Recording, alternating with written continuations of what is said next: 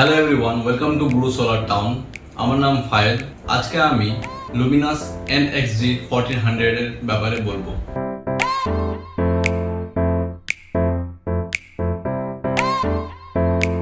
মডেলের নাম হচ্ছে লুমিনাস NXG 1400, বাট এটার পাওয়ার ক্যাপাসিটি হচ্ছে 1150 VA।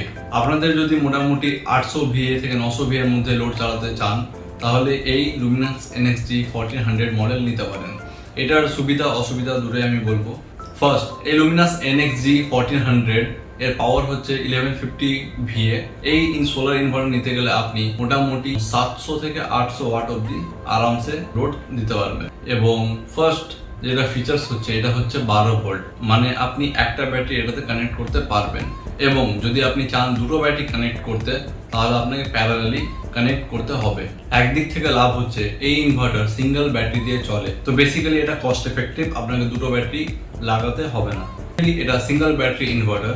আপনার যদি বেশি ব্যাকআপ লাগে তাহলে আপনি 12 ভোল্টের দুটো ব্যাটারি প্যারালালি কানেক্ট করে আপনি ইউজ করতে পারবেন এই ইনভার্টারের মাধ্যমে। এই ইনভার্টারে আপনি একটা ব্যাটারিও লাগাতে পারবেন এবং দুটো ব্যাটারি প্যারালালি লাগাতে পারবেন। কিন্তু 24 ভোল্টের সিস্টেম নিতে গেলে আপনার দুটো ব্যাটারি লাগাতেই হবে, না তো আপনার যে সোলার ইনভার্টার আছে সেটা রান হবে না।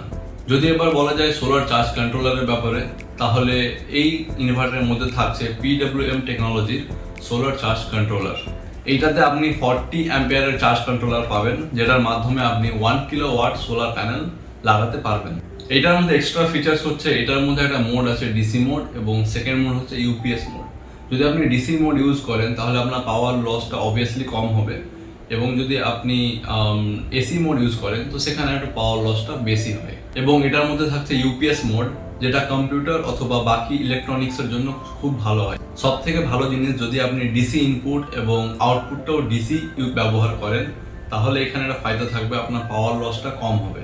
কারণ যখন 12 ভোল্টের ডিসি পাওয়ার 220 ভোল্ট এসি পাওয়ারে কনভার্ট হয় তখন ম্যাক্সিমাম পাওয়ার লস হয়। এবং ডিসি টু এসি কনভার্সনে যখন পাওয়ার লস হয় তখন আপনার ব্যাটারিটা একটু কম চার্জ হয়। ব্যাটারি কম চার্জ হয় বলে আপনার ব্যাকআপও একটু কমে যায়। তো এই সমস্ত ফিচার্স এই ইনভার্টারের মধ্যে আছে। এবার আমরা প্রাইসের কথা বলবো। যদি আপনি এই সোলার ইনভার্টার অনলাইন কিনতে চান তাহলে এটার প্রাইস 8,500 থেকে 10,500 অবধি পাওয়া যায়। এই সমস্ত সোলার ইনভার্টারের প্রাইস লোকাল শপে কম হতে পারে। এই প্রাইস রেঞ্জের মধ্যে লুমিনাস NXG 1400 মডেলকে বিট করার জন্য সর্বপ্রথম কম্পিটিটর হচ্ছে UTL। UTL কোম্পানির মধ্যে অনেক ওয়াইড রেঞ্জের সোলার ইনভার্টার আছে এবং বিভিন্ন লোড অ্যান্ড ক্যাপাসিটির মধ্যে এই ইনভার্টার পাওয়া যায়, এবং ডিফারেন্ট টাইপ অফ টেকনোলজির সঙ্গে। বাকি কোম্পানিগুলোর সঙ্গে কম্পেয়ার করতে গেলে UTL এর মধ্যে অনেক কম্পিটিটর পাওয়া যায়।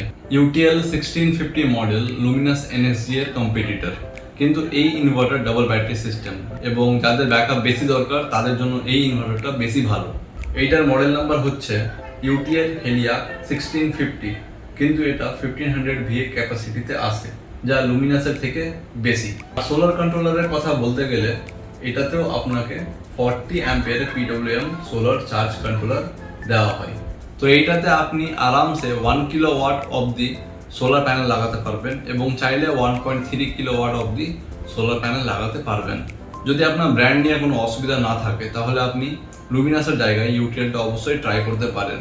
কারণ প্রাইস হিসাবে দেখতে গেলে UTL এর মেশিন বেশি ভালো, এবং UTL এর পাওয়ারও বেশি। এখানে আপনার ডাবল ব্যাটারি সিস্টেম থাকছে, এবং সব থেকে ভালো জিনিস হচ্ছে যেগুলো 24 ভোল্টের সোলার প্যানেল থাকে সেগুলোর দাম 12 ভোল্টের সোলার প্যানেলের থেকে কম, হিসেবে ওয়াট প্রতি দাম কম। ওই হিসাবে যদি আপনি ক্যালকুলেট করেন তাহলে UTL নেওয়াটা বেটার। UTL এর সোলার ইনভার্টারের মধ্যে আপনি প্রায়োরিটি সেট করতে পারবেন। UTL সোলার ইনভার্টারের মধ্যে আপনি স্মার্ট PCU এবং হাইব্রিড মোড পাবেন, যেখানে আপনি ইলেকট্রিসিটি অথবা সোলারের প্রায়োরিটি সেট করতে পারবেন। তো বেসিক্যালি যদি আপনি টাউন বা সিটি বা এমন কোনো জায়গায় বাস করেন যেখানে লোড শেডিং প্রচুর কম, সেখানে আপনি সোলারের উপর প্রায়োরিটি সেট করতে পারবেন বা সেট করা ভালো। তো এখানে বেসিক্যালি কি হবে, পুরো দিন আপনার সোলার থেকেই পাওয়ার সাপ্লাই হবে। সোলারের পাওয়ার যখন শেষ হয়ে যাবে তারপর আপনার গ্রিড অ্যাক্টিভেট হবে। এইটার সবচেয়ে বড় ফায়দা হচ্ছে আপনার সোলারের থ্রু যা লোড চলবে সে তো চলবেই, এবং বাকিগুলো আপনার গ্রিড থেকে সাপ্লাই হবে, এবং এই কন্ডিশনে অনেক সেভিংসও হবে। আর যদি আপনি কোনো গ্রামে অথবা এমন জায়গায় বাস করেন যেখানে লোড শেডিং প্রচুর বেশি হয়, সেখানে আপনি গ্রিড প্রায়োরিটি সেট করে রাখতে পারবেন। এই ক্ষেত্রে বেসিক্যালি কি হয়, আপনার বাড়ি গ্রিডের থ্রুই চলবে, কিন্তু আপনার ব্যাটারি সোলার থেকে ফুল চার্জ হয়ে থাকবে। যখন লোড শেডিং হবে আপনার ব্যাটারি ফুল ব্যাকআপ দিতে পারবে। এবং আরেকটা ভালো দিক হচ্ছে, যদি আপনার গ্রিড পাওয়ার না থাকে, মানে ইলেকট্রিসিটি না থাকে, তাহলে আপনার সোলার থেকে ডাইরেক্ট চলবে, এতে কোনো সমস্যা নেই। সেকেন্ড কম্পিটিটর, এখানে সেকেন্ড কম্পিটিটর হচ্ছে ওয়ারি কোম্পানির। এই মডেল নাম্বার হচ্ছে 1150, যেটা আসছে PWM টেকনোলজির সঙ্গে। এবং নিয়ার অ্যাবাউট আপনি এই ইনভার্টারের মাধ্যমে 700 থেকে 800 ওয়াটের লোড চালাতে পারবেন। এবং এই সোলার ইনভার্টারের মধ্যে আপনি 1 কিলোওয়াট অবধি সোলার প্যানেল লাগাতে পারবেন, মানে আপনি 1000 ওয়াটের সোলার প্যানেল আরামসে লাগাতে পারবেন। এখানে আমি 3টে ইনভার্টারের কথা বললাম, যার মধ্যে 2টো হচ্ছে সিঙ্গেল ব্যাটারি সিস্টেম এবং একটা ইনভার্টার হচ্ছে ডাবল ব্যাটারি সিস্টেম। যদি আপনার বাজেট একটু কম থাকে তাহলে আপনি UTL হেলিয়াক মডেলের দিকে যেতে পারেন, এবং যদি আপনার বাজেট একটু বেশি থাকে তাহলে আপনি লুমিনাসের NXG 1400 মডেল নিতে পারেন। কমেন্টের থ্রু জানাবেন এই 3টে ইনভার্টারের মধ্যে আপনি কোনটা পারচেস করছেন এবং সেটা অনলাইন থেকে করছেন না অফলাইন করছেন।